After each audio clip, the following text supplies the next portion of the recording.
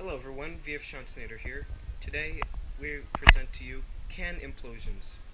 So what we're going to do is take a bowl and fill it with water. It's already got water in it because I did this just a few minutes ago.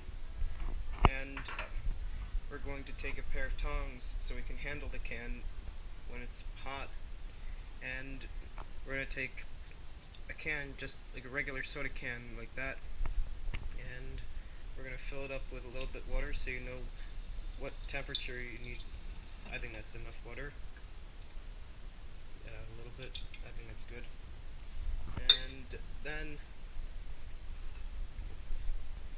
we will put the can on the stove and turn it on.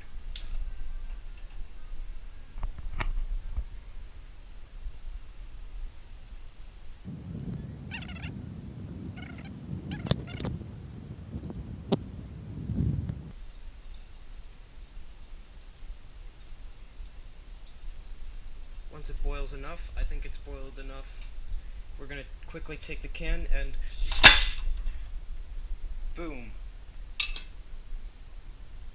And as you can see, it has successfully imploded.